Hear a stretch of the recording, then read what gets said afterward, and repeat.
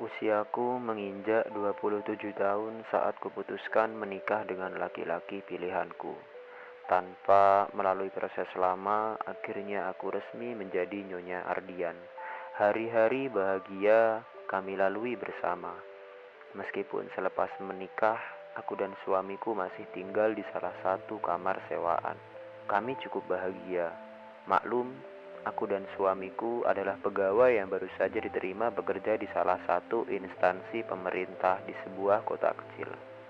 Selain itu, kami berdua juga sama-sama orang perantauan yang jauh dari sanak keluarga, sehingga belum bisa membeli rumah sendiri.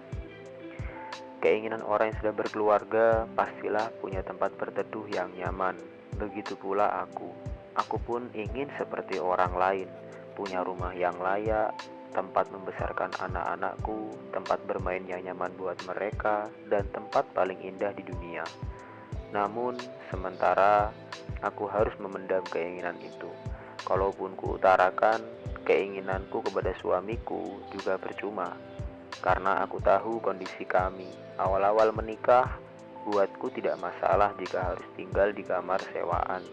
Namun, seiring waktu, ternyata nggak enak juga ya rasanya sudah berkeluarga, tapi masih tinggal ramai-ramai di kamar sewaan.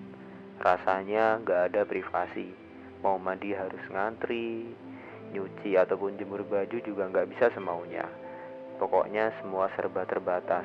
Belum lagi ibu kos yang cerewis atau teman-teman kos yang kadang suka jahil. Kadang aku suka berkhayal, andai ada orang yang baik hati kepadaku, mau meminjamkan rumahnya buatku dan keluargaku.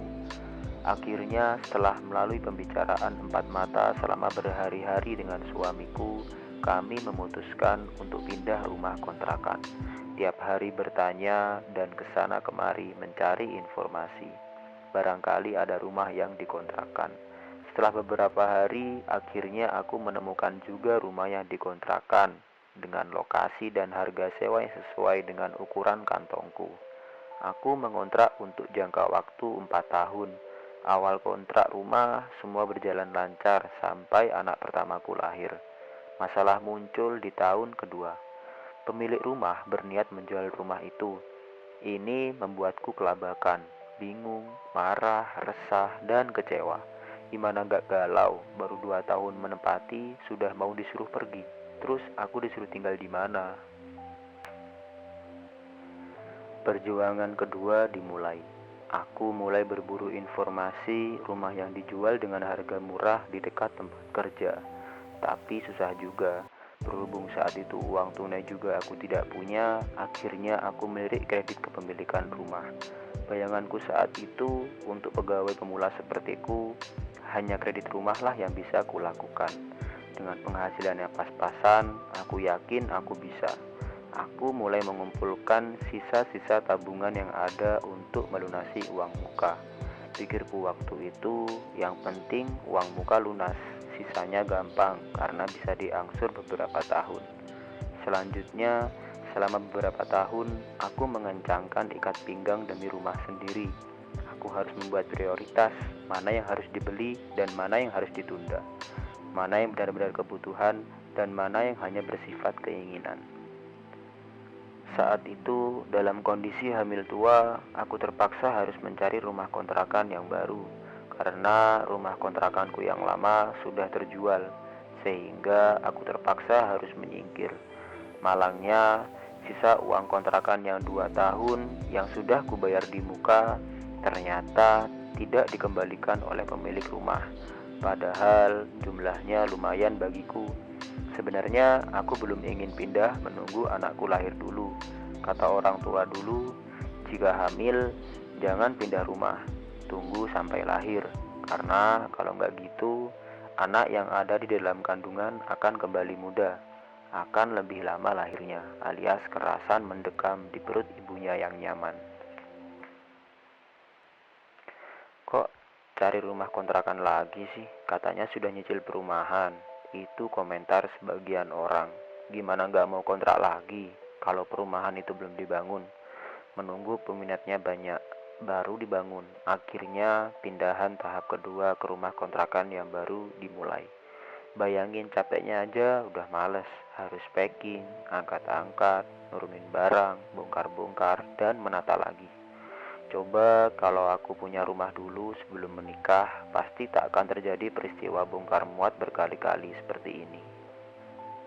Sambil menunggu RSS ku selesai, aku mulai menempati rumah kontrakanku yang baru. Ku coba mengumpulkan tenaga lagi. Aku sudah menyusun rencana dan daftar yang sangat panjang.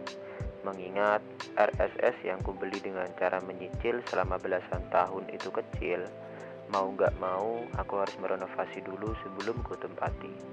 Harus nambah ini, nambah itu, yang setelah dikalkulasi angkanya malah bikin aku tambah pusing.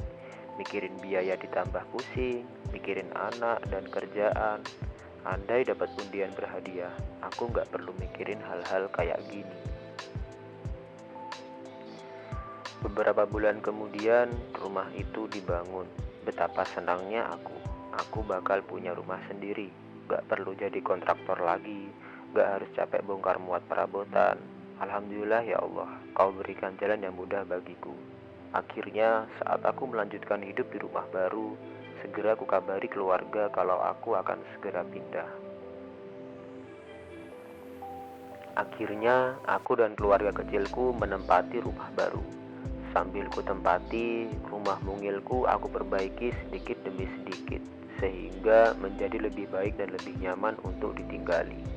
Tentu saja program pengencangan ikat pinggang tetap berjalan sampai waktu yang tidak bisa ditentukan. Meskipun impianku mempunyai rumah besar bak rumah artis yang ada kolam renang, kolam ikan, punya halaman dan kebun yang luas dengan gazebo di tengahnya tidak kesampaian, bagiku tak masalah.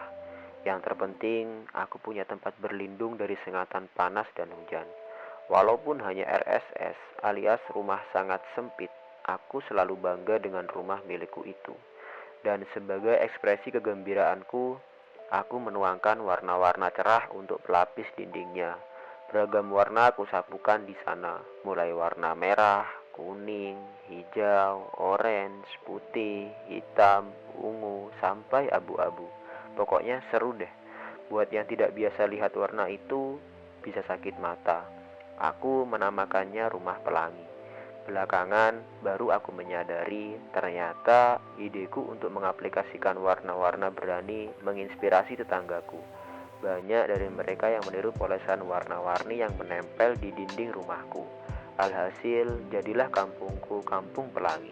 Selamat datang di rumah pelangi.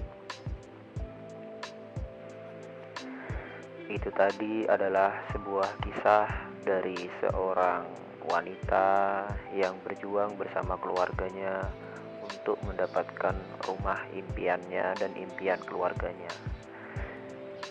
Dan untuk penjelasan review yang bisa kita dapatkan dari cerita tadi akan kita jelaskan di video selanjutnya. Sekian dari kami, terima kasih.